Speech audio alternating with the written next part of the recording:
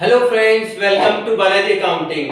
आज हम परचेस और सेल को समझेंगे। दोस्तों, हम किसी बिजनेस की अकाउंटिंग करते हैं तो हमें परचेस और सेल का नॉलेज होना जरूरी है ताकि आप प्रॉपर एंट्रीज कर पाएं। तो आइए स्टार्ट करते हैं। Purchase means purchases of the goods in which we deal. मतलब इसका मीनिंग होता है कि आप जिस चीज का बिजनेस करते हो उस चीज को हम जब भी खरीदते हैं बेचने के पर्पस से, उसी चीज को हम परचेस के नाम से लिखेंगे और कोई चीज को हम कभी भी परचेस के नाम से नहीं लिखेंगे। मान लीजिए हमारा फर्नीचर का बिजनेस है और हम फर्नीचर से रिलेटेड आइटम्स परचेस कर रहे हैं तो वो हमारी क्या कहलाएगी? परचेस कहलाएगी। इसके अलावा यदि हम और कोई चीज परचेस कर रहे हैं, लाइक हमने कोई स्टेशनरी परचेस की या हमने कोई कंप्यूटर परचेस किया, तो उसको हम परचेस के नाम से नहीं लिखेंगे क्योंकि हमारा बिजनेस किस चीज का है? फर्नीचर का। तो फर्नीचर का बिजनेस है तो फर्नीचर ही आपका गुड्स कहलाएगा और उसको जब भी आप परचेस करेंगे तो परचेस के नाम से लिखेंगे।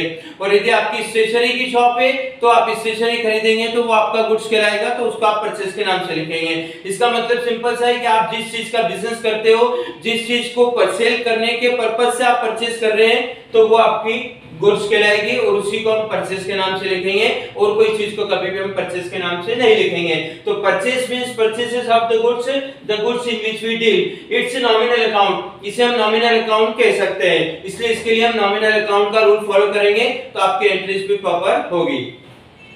नेक्स्ट दोस्तों हम बात करते हैं सेल्स अकाउंट।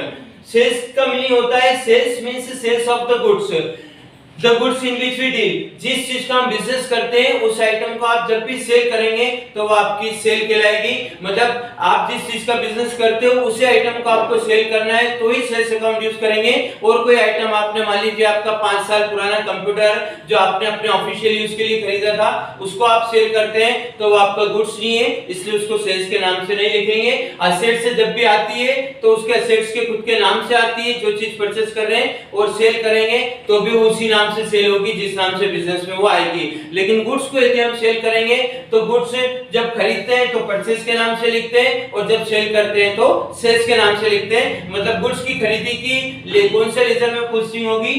परचेस में। और गुड्स की सेल की पोस्टिंग कौन से लेजर में होगी? सेल्स अकाउंट में। दोस्तों देखिए, जैसे मान लीजिए हमने बोला हमने कोई गुड्स परचेस किया तो उसके लिए आपको परचेस अकाउंट यूज करना है। और गुड्स के अलावा यदि हमने बोला कि हमने एसी परचेस किया, इसका मतलब है एसी हमारा गुड्स नहीं है। गुड्स होता तो उसको हम परचेस के नाम से लिखते थे। हमने एसी परचेस किया तो हमको एसी या एयर कंडीशनर के नाम से लिखना है। हमने फर्नीचर परचेस किया तो हमको फर्नीचर के नाम से लिखना है। हमने मशीन परचेस की तो हमको मशीन के नाम से लिखना है। इसका मतलब आप जिस चीज का बिजनेस करते हो वही आपका गुड्स कहलाएगा और उसी को जब आप परचेस करेंगे तो सेल्स के नाम से लिखेंगे। और कोई चीज को हम परचेस कर रहे हैं तो कभी भी परचेस के नाम से नहीं लिखेंगे। उसी प्रकार दोस्तों, जब हम गुड्स को सेल करते हैं तो जब भी गुड्स सेल करेंगे तो ही सेल्स के नाम से लिखेंगे। यदि और कोई चीज हम सेल कर रहे हैं तो वो जिस नाम से परचेस हुई थी उसी नाम से सेल होगी। जैसे हमने हमारा 5 साल पुराना कंप्यूटर सेल कर दिया, तो जब हमने कंप्यूटर खरीदा था तो वैसा सेल हमारे कंप्यूटर के नाम से आया था, तो सेल करेंगे तो भी वो कंप्यूटर के नाम से ही सेल होगा और जो भी उससे प्रॉफिट या लॉस होगा वो हम बता देंगे। तो दोस्तों, परचेस और सेल का मीनिंग यदि आपको क्लियर होगा तो आप प्रॉपर्ली जर्नल एंट्रीज भी कर पाएंगे या फिर अकाउंट्स में उसका प्रॉपर इफेक्ट दे पाएंगे।